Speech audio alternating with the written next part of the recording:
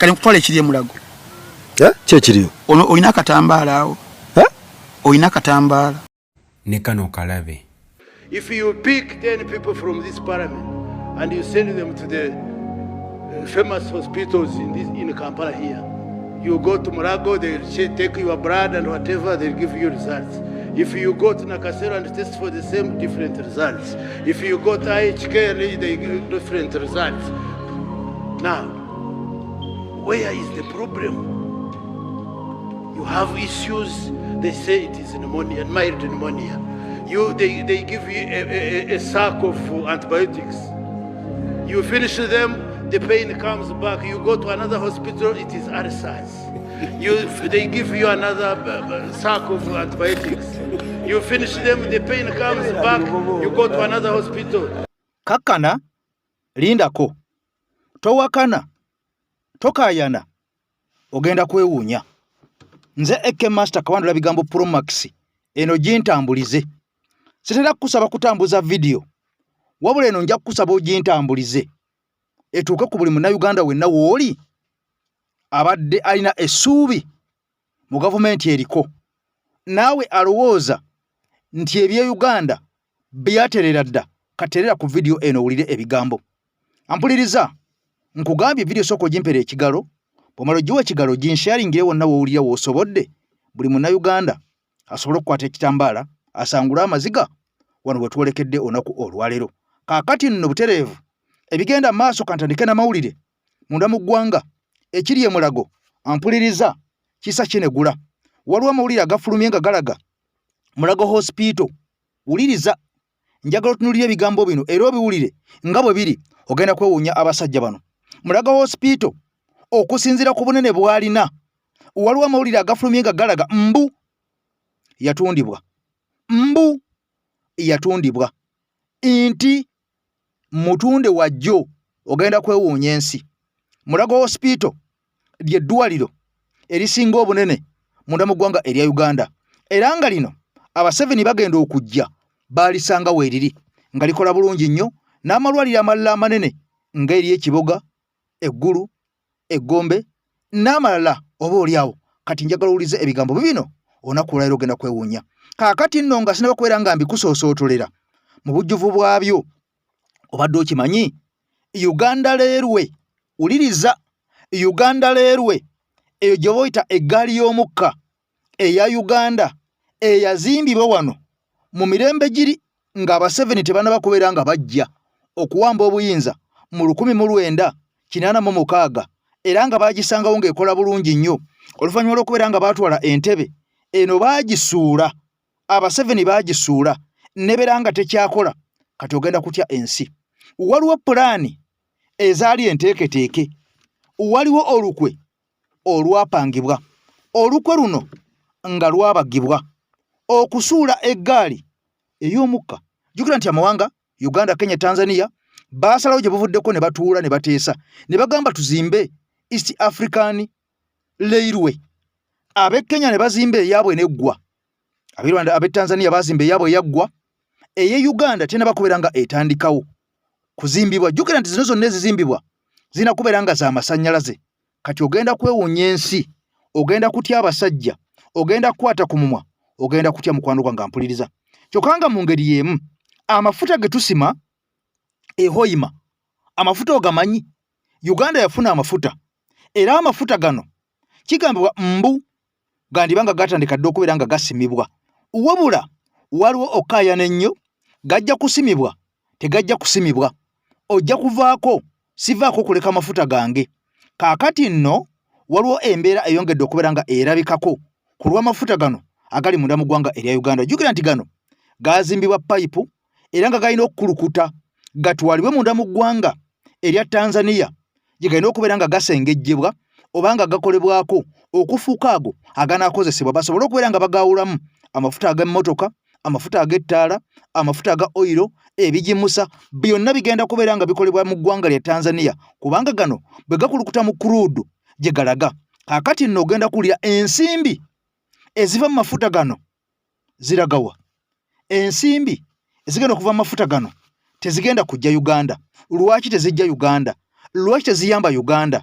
kakati nkugambye lunaku lwa leero nze Eke Master Mame Switzerland nkutumiddeko nnyo ne muganda Nkaketo webala emirimu gyotuusako engalo kati Hajati Nakalembe obaka bwe katusooka tubugirewo ddala tusimbule omulundi gumu omukyalo ono Hajati Nakalembe mukyala musomi wa ddwa nkutegeeza enkya n'eggulo kuba ku nnamba eyo esembeyo 529 ne ku WhatsApp kweri omugamba Eke ebizibu byonna ono agenda bimala katutandikire emulago kwata akatambaala nkutwala ekiri emulago kyekiriyo ono olina akatambaala awo olina akatambaala kyekiriyo ogenda ku amaziga agenda kujja funa akatambaala ekisooka ebiri emulago benazudde nga professor public hospitals this is the reality check nga mwe muli mulago aga government mulago jukire is a national referral that is a national referral jibasinga okubeera nga basindika bonna ziganye eziremi there is what we call massive staffing shortages staff abakozi shortage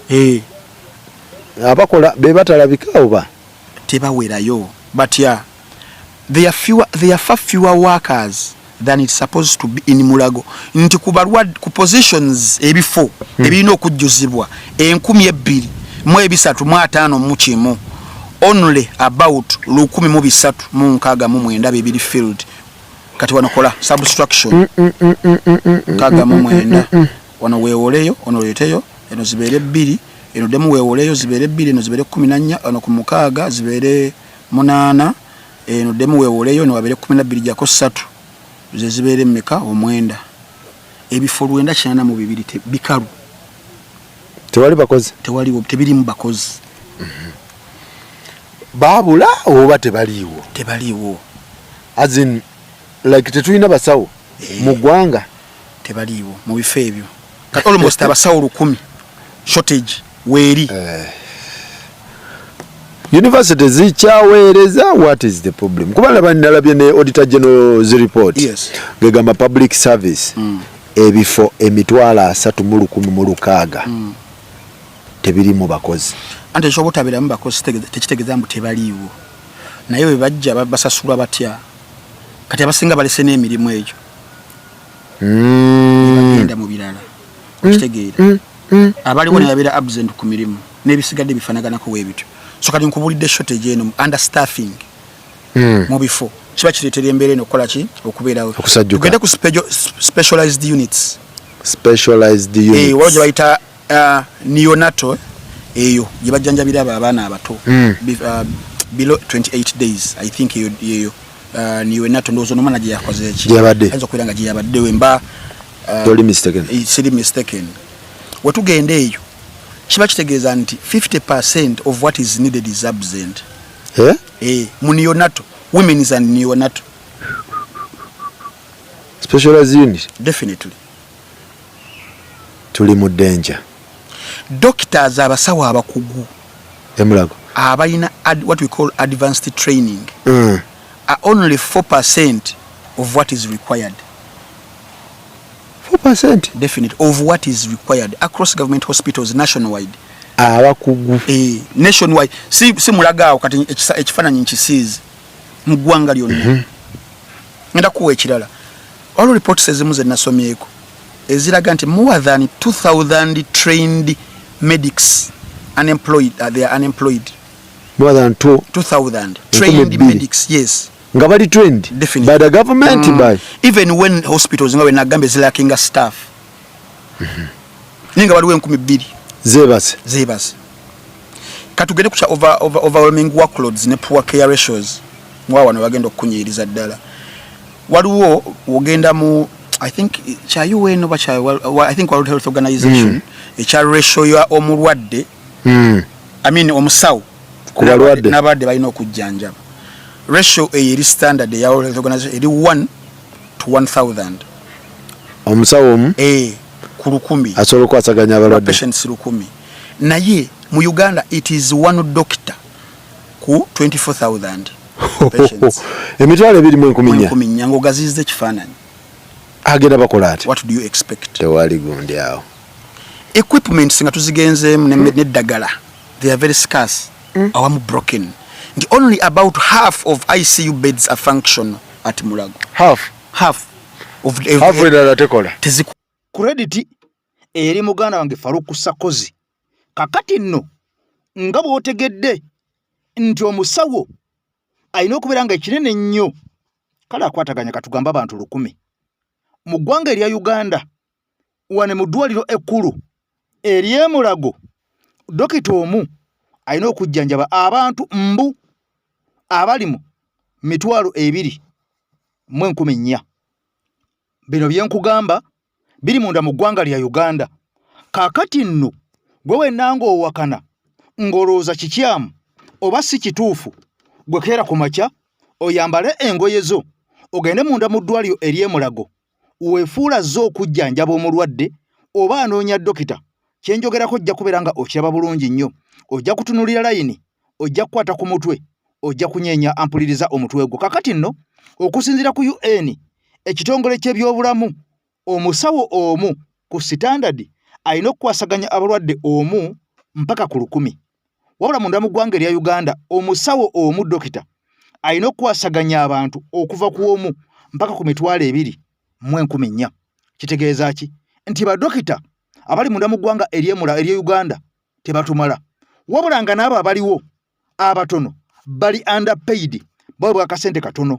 Kaakati nno bino byonna ng'omaze okubitegeera era ng'obiwulidde, omusajja akugambye nti ekiri mu intensive care unit oba tukiyita intensive care unit ewatuukira abalwadde abali obubi ennyo ennyo ennyo ennyo, abo bataasulewo taasibewo yali kumimwa, bakugambye nti ebitanda ebiriyo ebikola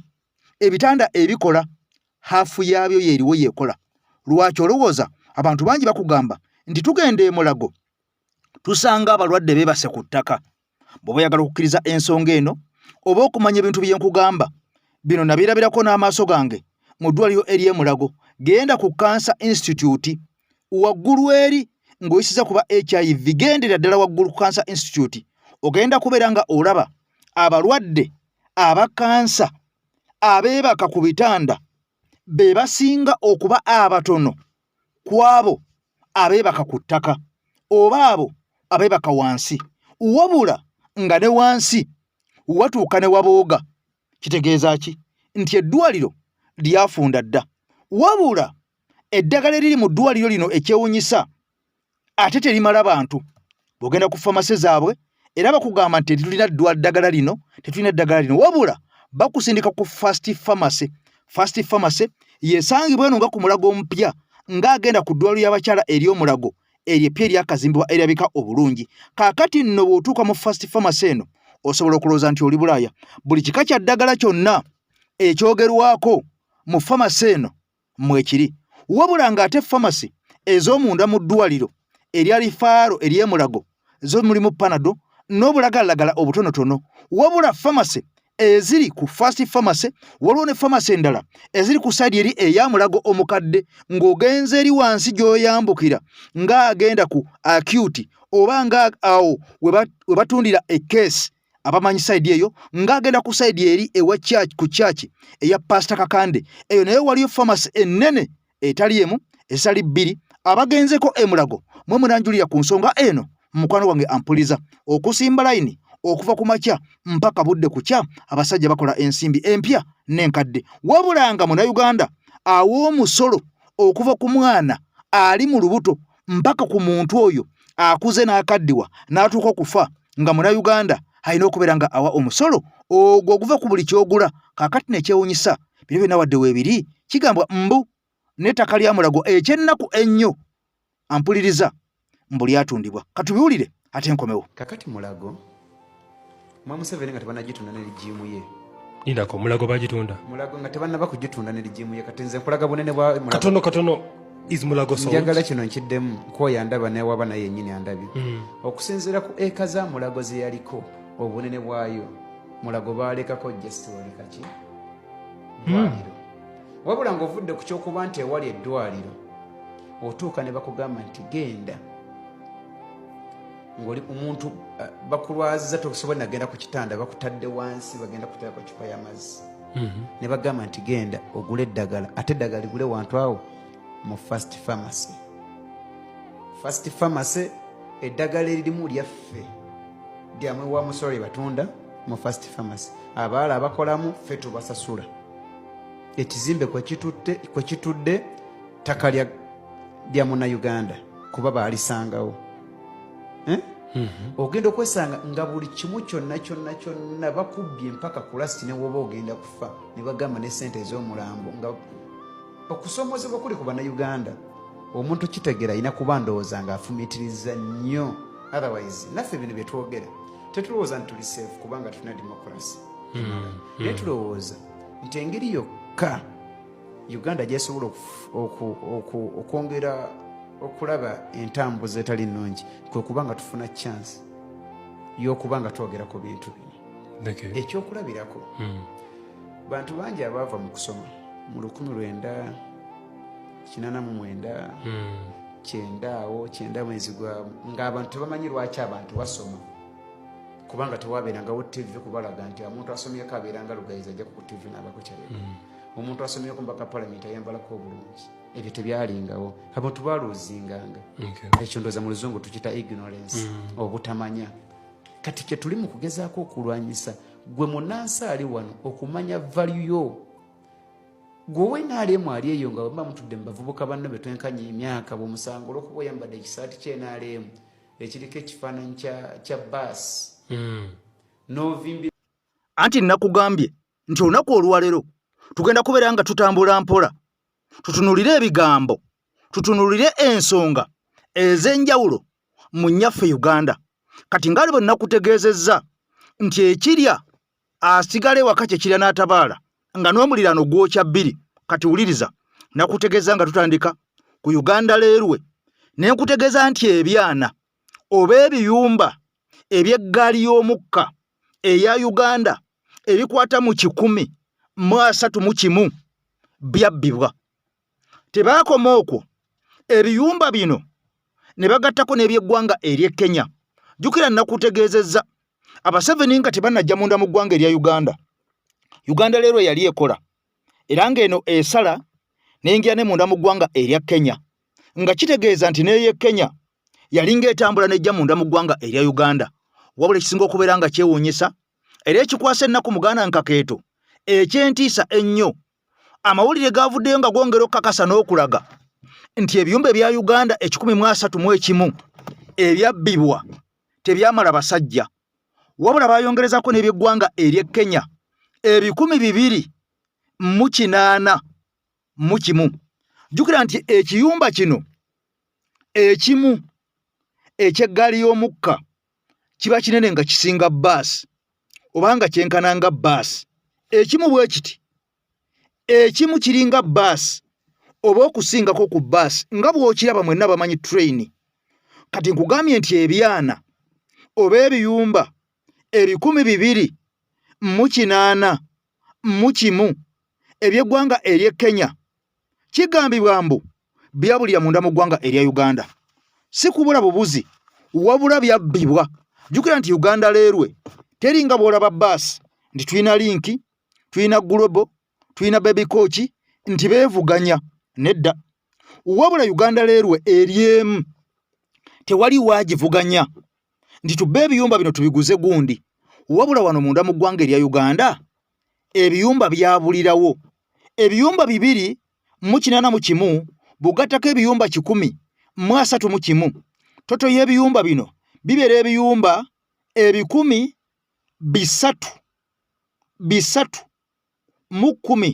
ndowooza 12 nga mu 12 kubanga biri 281 bino biri 131.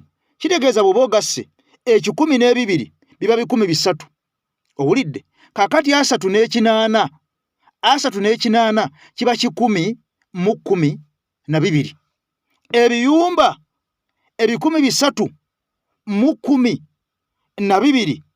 nga bya ggaali za mukka ng'ogasa ebya Uganda n'eggwanga erya Kenya bye byabbibwa munda mu ggwanga erya Uganda ku gavumenti eno eriko eya Mwami Museveni. Bino byennyumya bisusse nga Mwami Museveni bisusse nga bituuseewo nga Mwami Museveni ye pulezidenti w'eggwanga erya Uganda. Wabula nga tokomye okwo, Vice President w'eggwanga erya Kenya gye buvuddeko yategeezezza ensi nti waliwo abantu abajja munda mu ggwanga erya Uganda nga bassa omuntu. How can 130 wagons of Uganda Railways go missing. A wagon is a big thing, is a big asset. You know, a wagon is bigger than a bus. How can something bigger than a bus, an asset bigger than a bus, just disappear? And not 1, not 2, not 10, not 20, but 131.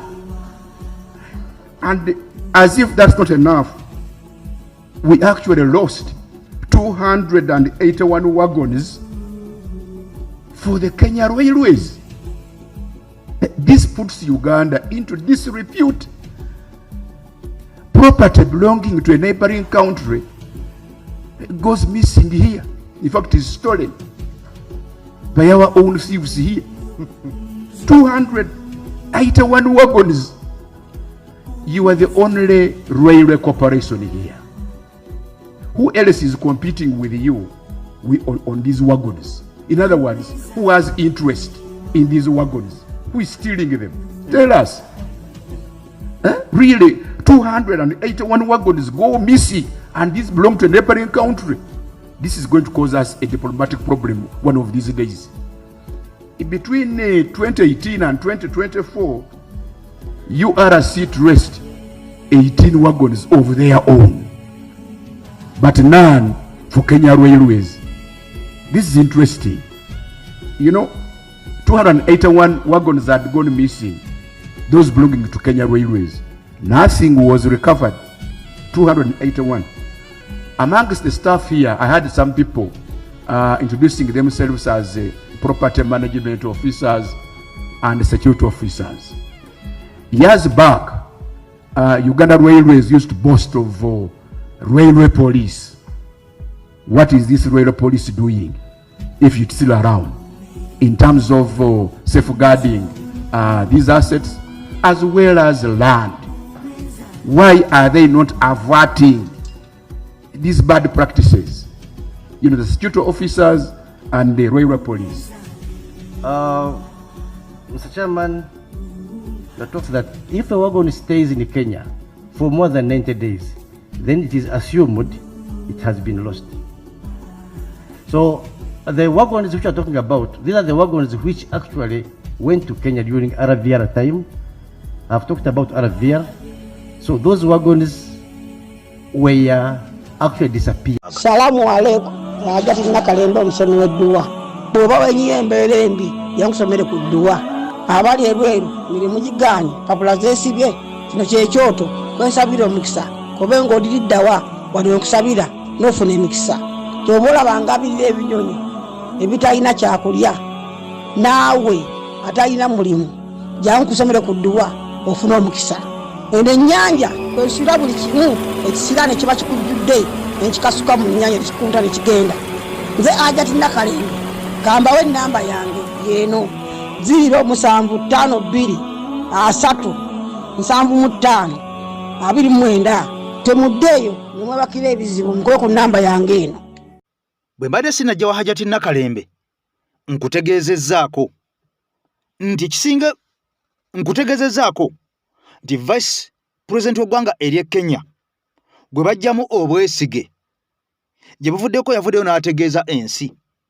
Waliwo dokita eyattibwa munda mu ggwanga ery'e Kenya, wabula ono mu kuttibwa kwe kigambwa mbu ate abaamutta baali bakola mu bitongole ebikuuma ddembe, ebitongole bimanyikiddwa nga ebyabambega munda mu ggwanga erya Kenya, wabula ng'okusinziira ku musajja oli gwe bajjamu obwesige munda mu ggwanga erya Kenya ali Vice President, nga bagamba mbu ono yali musosoze mu mawanga, era kiyinza okuba nga kyekimu ku ebyo ebyamulemesa okubeera ng'amalako ekisanja ekya mukama we Ruto kyaliko olunaku olwaleero.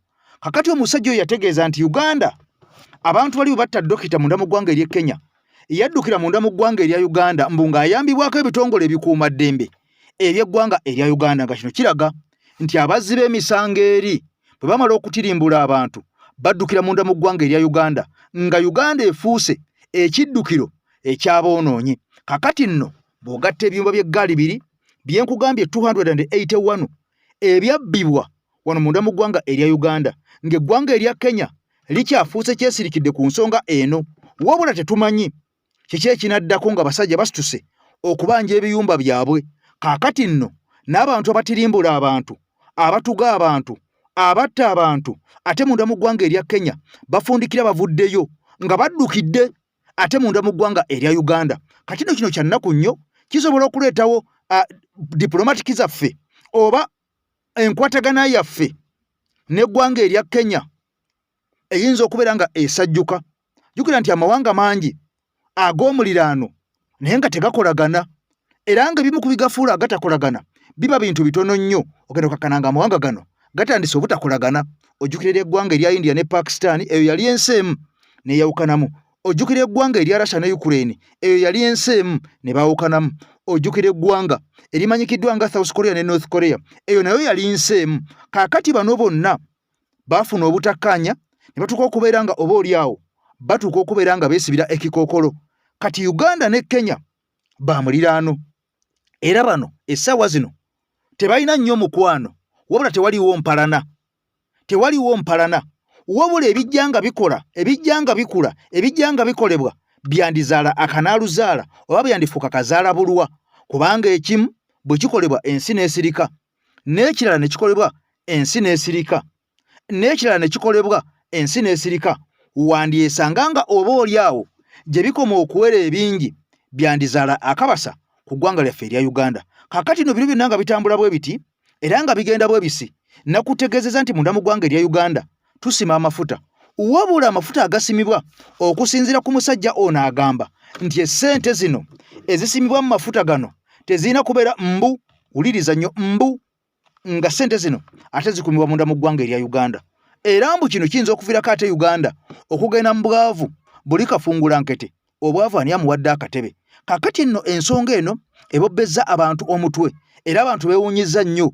Omusajja ng'ono okubeera nga bino byayogera eyaliko MP. Jjukira nti omusajja ono Fred Mukasambidde gye buvuddeko abadde alina hooteeri gye yazimba mu kibuga Masaka, wabula hooteeri eno yatuuse okutundibwa ku nnyondo ng'emulemeredde olw'ebbanja libadde limutudde mu bulago, era omukyala eyagiguze ye mukyala nannyini Boulevard ey'e Masaka eyaguze hooteeri eno ebadde ya Fred Mukasambidde mu kibuga Masaka, nga kitegeeza nti naye yandibanga bino byonna abyogera wabula ng'alina obuzibu bwe obukwatagana ku nsimbi oba oliawo ze yeetaaga. Kati njagala tugende mu mboozi eno tutunulire ebintu bino. Lwaki Uganda ku bugagga bwe tulaba obw'amafuta nga tweyagala nga ffene twasanyuka tusagambiza nga bakimizizza okwenjala ne tugamba nti Uganda yaffe efunye amafuta, tutandise okutunda amafuta, omuntu ateredde, omuntu awonye, kakati kiwedde, obwavu budduse. Lwaki bagamba nti ate kino kiyinza okutuviirako obwavu, buli obwavu bukafuumuula mpawu? Katubirabe. Ukimanyi nti wadde nga tuli basanyufu nti tulina amafuta, ate sente z'amafuta tezikkirizibwa kubeera mu Uganda, ziyinza okusuula ebyenfuna. Mulyoke mukitegeere. Era lumu nali njogera juzi ne Governor wa Bank of Uganda ne mugana ekijja kitya n'ambalira munanga nti ne tumala tuzirekawo ne zibeera wano nga tutukoze sovereign fund zitereka eri dola egwa wano n'efuuka ya 2,000 oba 1,500. Ne mugamba nti ki oli agaye kyayagala. Kati kitegeeza nti atunda emmwanyi ng'ofuna dola 2,000, kaakati zibaamu sente ntono nnyo, ebyo bye tutunda biba bifudde. Ne Kadaama afuna dola 10,000 ng'omusaala n'agula seminti obusawo 320, kati olw'okuba dola egudde zaafuna kati ate zigula obusawo 2. Olwo ensi yonna oba ogisudde. Omuntu alabye n'abayivu mu nsi eno. Kyova olaba omuyimbi yagamba nti we bakimanya nti okusoma kwatulema ab'emitwe emibanguleko bonna ne bakuŋŋaana. Kifumbo ogasse buwaya mwaka guno. Naye kansooke nkubuuze. Basuubuzi bameka abaava mu busuubuzi nga bagudde ekigo? Lwa nsonga nti dola efuuse ya layisi nnyo. Nange nkuwa omuwendo gw'abo abaagwa olw'okulinnya kwa dola.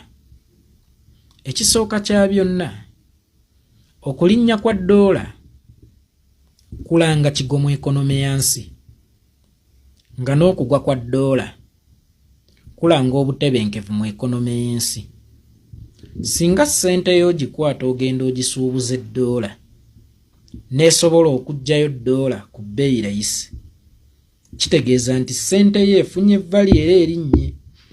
Naye ate bwe kiba kikwetaagisa okukwata wirubaalo ya ssente ogende ku forex bureau osobole okusuubula $, naye n'okomawo n'obupapula bubiri gwe yagenze ne wirubaalo ya ssente, ako si kabonero akalaga nti ssente yo ya mugaso nnyo, wabula kabonero akalaga nti ssente yo naabuufu. Saagala otunuulire $, nga toilet paper nti egenda kubeeraawo. $, gitunuulire mu bintu. Nti singa nkwata 2,000 zokka okugula $, ne ngende China okusuubula ne baba banseereddeyo bye bansuubuza, olw'okuba nti mbeera ngendeera kubitundira mu currency ya waka, ngenda kubitunda ku bbeeyi rayisi kubanga ze nasuubuza $, zigenda kuvaayo mangu. Kyokka ate $, bw'ebeera ya bbeeyi gye ngenza okugula ne bwe bibeera bya rayisi oba osanga, wano bwe nnaaba ntunda ngenda kusooka kutunuulira ze nnateekamu okusobola okusuubula $. Okitegedde ssebo mukama wange, leka kulimba nsi mbwa w'e Bulaaya bw'onooweereza $10 ogenda kufunamu $20, ng'ate luli bw'obadde oweereza $10 obadde ofunamu $37 nga gagula ki? Ekyo kyekikulu. Kuba $,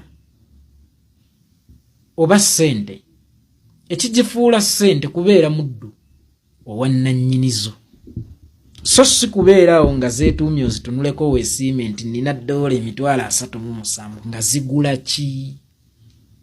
Senga ndiweereza $10 nenfuna $20 ng'akasawo ka seminti ka $1.5, ekyo kyekyokwesiima.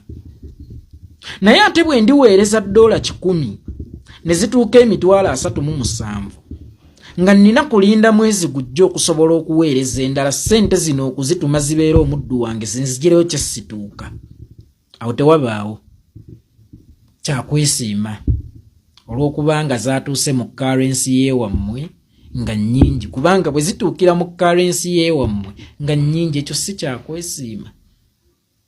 Ekyo kiranga nti ne by'ogenda okugula bagenda kubikuseera.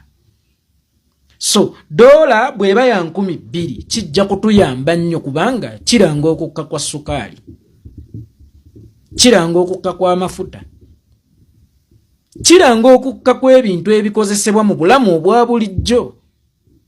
Kuba bw'erinnya birinnya, bw'egwa bigwa. Gwe kyogamba ye omusuubuzi wa $, ye alya mpapula oba naye alya mmere? Omusuubuzi w'emmwanyi ye alya mpapula oba naye alya mmere? Mu caayi bamutabuliramu obupapula bwa $, oba naye bamutabuliramu sukaali? Amafuta asonsekamu bupapula bwa ssente oba naye akozesa mafuta? Kati towuddiisa nsi nti amafuta temugenyumirizaamu nnyo, ssente zaago bwe zibeeramu zigenda kusuula $. Abantu b'olimu bakaaba ya munnyo, gwe ate onyumya bya $, bwe zaasalise mu forex bureau. Ye b'onyumiza babitegeera ebyo. Bantu banoonya school fees, gwe onyumya bya $, kimanya zigenda kusalika mu forex bureau. Then obuzibu bubeerewa bwe zisalika mu forex bureau, bwe zirinnya lwenvuga ku mmotoka empya nga tebaginsedde, bwe zirinnya lwennya ku sukaali ow'ebbeeyi rayisi, oba gwe onyumiza mu kasaako k'abantu 3-4 bajje n'ossala abasuubuzi ba $. Gwe konyumizaamu kasaako, nyumya ku $, ng'oginyumya ku lw'eggwanga, si ku lw'abasuubuzi b'emmwanyi, si ku lw'abasuubuzi ba ssente, si ku lw'abantu ba individual. Kubanga $, omusuubuzi waayo byagisuubulamu abeera agenda biguza ffe. Teweerabira nti gye bikoma okuba ebya rayisi gy'akoma okuggweesaawo n'ajjako amagoba ge nage anaasuubula. Omanyi lwaki bannannyini bizimbe batandise okufuuka abaavu? Abantu sitoowa baazizza waka olw'akaweereege ow'ebintu bye bayingiza mu ggwanga birwamu mu sitooko. Eno nga renti abakola ki? Ababala. Era nabo baaliyagadde.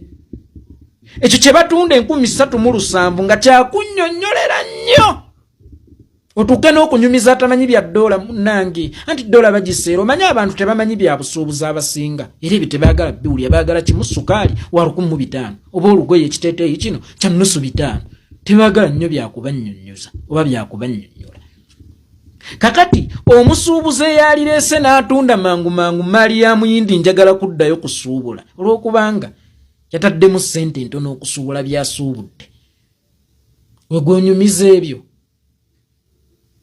mbwene erinnya lwajja okufunamu ennyo ng'agenda bitundawo ebyo byagenda okufunamu ennyo ebyokunnyonnyolera abantu ne babizira enno bano abasuubula emmaali eyitako ne batuuka n'ekiseera ne bagamba kakati emmaali tugisaze ebbeeyi naye nga bagisalira mu loosi kitegeeza awagambira ngisaze ebbeeyi n'olaba nnamungi w'omuntu ng'ayiika mu bungi nnyo olw'okuba emmaali bagisaze ebbeeyi kuba akafaananyi nga yagireese nga ya layisi namungi w'omuntu n'ayiika ajja agigule n'addayo n'asuubula nga naye gy'asuubudde asuubula tebamusedde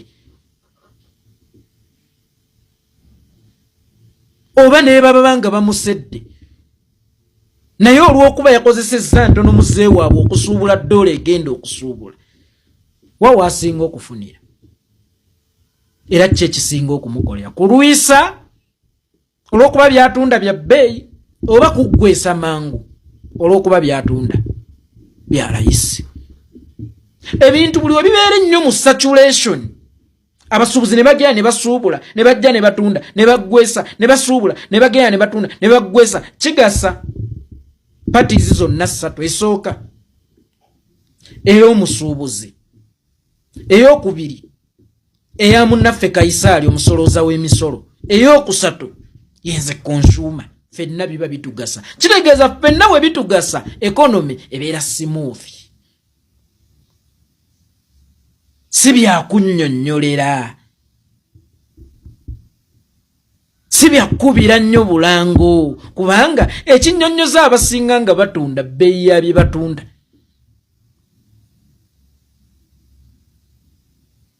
ekinnyonnyoza abatunzi abasinga be batunza bbeeyi ya bye batunda naye senga ekintu kiba kya layisi ng'okyagadde ogula buguzi ne gw'okiguzeeko enkya n'addayo n'asuubula era n'aleeta n'enkya n'oddamu n'ogula olaba ssente bwe ziteevuunyiza mu ggwanga gwe tokimanyi nti dola bw'erinnya ennyo eba efuuse ssebunywa mu ssente yo kubanga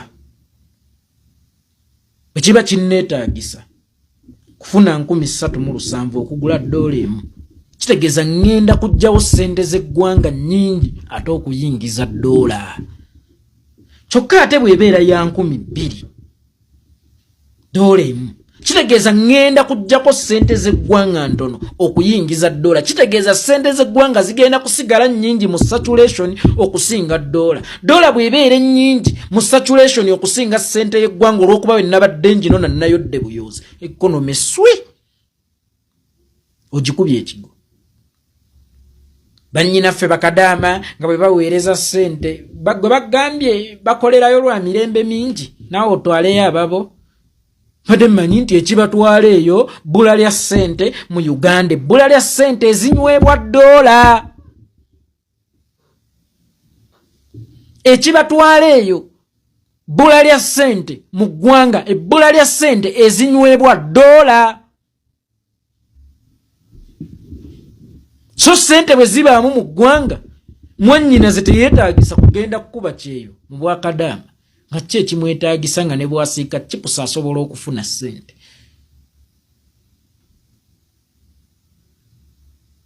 nga ki ekimwetaagisa okutunda akasaaluuni ka ate agenda akuba ekyeyo kubanga ssente dola yazinywa ate nga ye talina kyagyetaaza nti naye yeetaaga okugigula wabula abamutunza byeguze babitunda bbeeyi ate nga alina okubikomyawo abitundire mu ssente y'eggwanga eba yabula togatta buwaya simanya abakubi b'ekyeyo Uganda ffenna tuli bakubi bakyeyo owaisebo fenna mu Uganda tuli bakubi bakyeyo. Amafuta kyakwesiima kya ggwanga tokifuula kikolimo kuba gegalwanya n'ensi. Kale ate gwe bw'ogafuula ekikolimo nti ate gagenda kubuza bubuza ssente olwo gaba gatuyambye. Kwega Mukama yatuwa muguwa gwe kyogamba teyatuwa kyakwesiima. Ekyo ekifuuka ekikolimo maaso g'abannansi kitegeeza kikolimo era eri gavumenti. Gavumenti eri mu kuteeka ssente nnyingi pipeline biki mu kikolimo ekitagenda giyamba.